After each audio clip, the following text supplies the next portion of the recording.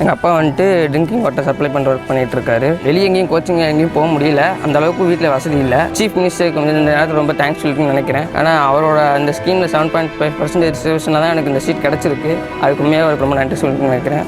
எடப்பாடியாரை ஏன் முதல்வராக்க வேண்டும்? ஏழை மாணவர்கள் டாக்டர்களாக இடஒதுக்கீடு வழங்கியவர் எடப்பாடியார்.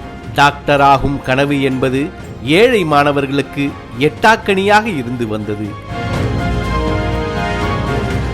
நீட் தேர்வுக்கு எதிராக போராடுகிறோம் என எதிர்க்கட்சிகள் நடித்துக் கொண்டிருந்த போது மாற்றி யோசித்தார் எடப்பாடியார்.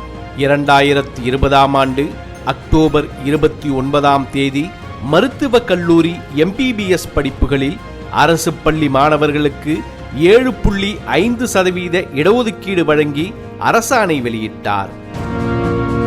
இதன் மூலம் அரசு பள்ளி மாணவர்களில் வெறும் 20 பேர் டாக்டர்கள் ஆனாலே அதிசயம் என்றிருந்த நிலை மாறி ஆண்டுக்கு 500க்கும் மேற்பட்ட ஏழை மாணவர்கள் டாக்டர்கள் ஆனார்கள். இந்த வருஷம் அரசு ஒதுக்கிட்டு இருந்த 7.5% திருச்சி காலேஜில் எனக்கு MBBS சீட் கிடைச்சிருக்கு. +2 முடிச்ச பிறகு இந்த இதுக்கு கொண்டு வந்திருக்காங்க. இது ரொம்ப பெரிய ஆப்பர்ச்சுனிட்டி. இந்த ரிசர்வேஷன் வந்ததுனால தான் எனக்கு இந்த சீட் கிடைச்சது. இது என்ன போன்ற அரசு பள்ளி மாணவர்கள் எல்லாத்துக்குமே ரொம்ப ஒரு பெரிய உதவியா இருக்குது.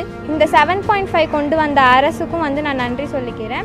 சத்துணவு திட்டம் என்றால் MGR, தொட்டில் குழந்தை திட்டம் என்றால் ஜெயலலிதா, ஏழை மாணவன் MBBS ஆனான் என்றால் அது எடப்பாடியார்.